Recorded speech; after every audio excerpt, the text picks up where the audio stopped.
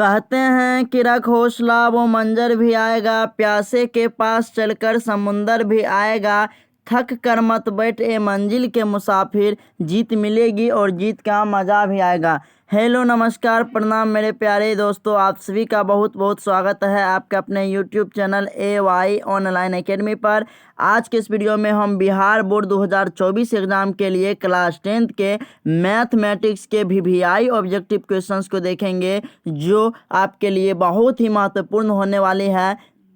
तो चलिए बिना देरी के वीडियो को स्टार्ट करते हैं। तो आपका पहला प्रश्न है कि किसी धनात्मक पूर्णांक a तथा b के लिए ab का मौसा और गुना ab का लॉसा जो है वह निम्न में से किसके बराबर है। तो इसका सही उत्तर जो हो जाएगा वो आपका ऑप्शन सी हो जाएगा, a गुना b के बराबर। उसके बाद आपका अगला प्रश्न है 2 नंबर का कि यूक्लिड विभाजन एल्गोरिथ्म दो धनात्मक पूर्णांकों के निम्न में से किसे परिकलित करने की तकनीक है। तो इसका सही उत्तर आपका ऑप्शन बी हो जाएगा, मॉस।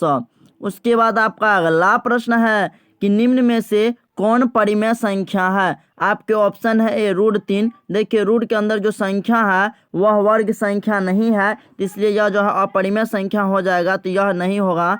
उसके बाद ऑप्शन बी में देखिए 2√2 बटे जो है √2 है, तो √2 जो है कैंसिल हो जाए यानी कट जाएगा, तो बराबर में 2 आएगा और 2 जो है वह एक परिमेय संख्या है। और ऑप्शन सी देखिएगा तो 4 + √5 यानी एक परिमेय और एक अपरिमेय आ रहा है, यह तो अपरिमेय संख्या हो जाएगा। और √6 जो है यह भी एक अपरिमेय संख्या है, तो इसका करेक्ट आंसर जो है वो आपका ऑप्शन बी हो जाएगा, 2√2 बटे √2, यह जो है परिमेय संख्या हो जाएगा। उसके बाद आपका अगला है कि बिंदु -3, +5 किस चतुर्थांश में स्थित है। तो इसका सही उत्तर आपका ऑप्शन बी हो जाएगा, द्वितीय चतुर्थांश में। उसके बाद आपका अगला प्रश्न है कि निम्नांकित में से कौन परिमेय संख्या है। आपके ऑप्शन है ए 2√3, तो ये अपरिमेय संख्या हो गया, √5 भी अपरिमेय संख्या है। और ऑप्शन सी देखिए 2√3 बटे √3 है, तो √3 और √3 कट जाएगा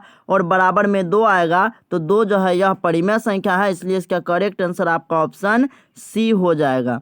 उसके बाद आपका अगला प्रश्न है कि एक द्विघात समीकरण का हल घात होगा। तो इसका सही उत्तर आपका ऑप्शन ए हो जाएगा, 2। द्विघात समीकरण का घात जो है वह 2 होगा। आप लोग याद रखिएगा कि जिस बहुपद या समीकरण का जितना घात होगा वो उसका शून्यक जो है उतना होगा, है ना। उसके बाद आपका अगला प्रश्न है कि प्रायिकता का अधिकतम मान होता है। इसका सही उत्तर हो जाएगा आपका ऑप्शन बी, 1। प्रायिकता का अधिकतम मान 1 होता है। उसके बाद आपका अगला प्रश्न है कि पाई है, तो इसका सही उत्तर आपका ऑप्शन सी हो जाएगा, अपरिमेय संख्या। पाई जो है एक अपरिमेय संख्या है। और अगर आपसे पूछता है कि पाई का मान 22/7 जो है यह कौन सी संख्या है, तो यह परिमेय संख्या होता है, इसे आप लोग याद रखिएगा। उसके बाद आपका अगला प्रश्न है कि सभी वर्ग होते हैं। तो इसका सही उत्तर आपका ऑप्शन ए हो जाएगा, समरूप। सभी वर्ग समरूप होते हैं। उसके बाद अगला प्रश्न है कि सभी समबाहु त्रिभुज होते हैं। तो सभी समबाहु त्रिभुज भी समरूप होते हैं, इसका करेक्ट आंसर आपका ऑप्शन ए हो जाएगा। उसके बाद आपका अगला प्रश्न है कि एक वृत्त पर कितनी स्पर्श रेखाएं खींची जा सकती है। इसका सही उत्तर आपका ऑप्शन सी हो जाएगा, अनंत। एक वृत्त पर जो है हम अनंत स्पर्श रेखाएं खींच सकते हैं। उसके बाद आपका अगला प्रश्न है कि आंकड़ा 24, 15, 22, 13, 9, 10 तथा 30 का परिसर क्या होगा।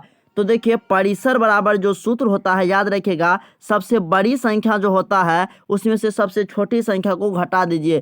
तो इस आंकड़ा में सबसे बड़ी संख्या जो है वह 30 है और सबसे छोटी संख्या वो 9 है। तो 30 में से 9 को जब घटाइएगा तो 21 बचेगा। तो इसका करेक्ट आंसर आपका ऑप्शन बी हो जाएगा, 21।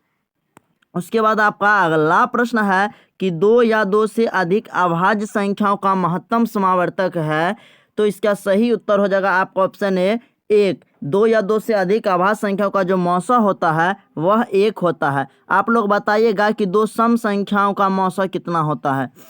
उसके बाद आपका अगला प्रश्न है कि द्विघात बहुपद के शून्यकों की संख्या कितनी होती है, तो इसका सही उत्तर आपका ऑप्शन सी हो जाएगा 2। तो याद रखिएगा कि जिस बहुपद का जितना घात होगा उसका शून्यक भी उतना ही होगा। जैसे रेखिक बहुपद की बात करें तो रेखिक बहुपद का घात जो है वह 1 होता है, तो इसका शून्यक सिर्फ 1 होगा। और द्विघात बहुपद की बात करें तो द्विघात बहुपद का जो शून्यक होगा इसका भी 2 होगा, क्योंकि इसका अधिकतम घात 2 होगा।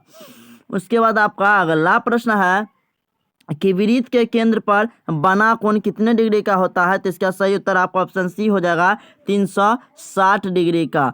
तो आई होप कि आपको ये वीडियो बहुत ही अच्छी और बहुत ही हेल्पफुल लगी होगी। अगर आपको वीडियो अच्छी और हेल्पफुल लगी तो प्लीज़ वीडियो को लाइक और अपने दोस्तों में शेयर और कमेंट करना मत भूलिएगा। साथ ही अगर आपने अभी तक हमारे चैनल को सब्सक्राइब नहीं किए हैं तो प्लीज़ चैनल को सब्सक्राइब कर लीजिए और बेल आइकन घंटी को दबा करके ऑल नोटिफिकेशन पर क्लिक कर लीजिए, ताकि जब भी कोई नई वीडियो हम अपलोड करें तो नोटिफिकेशन आपके पास जाए।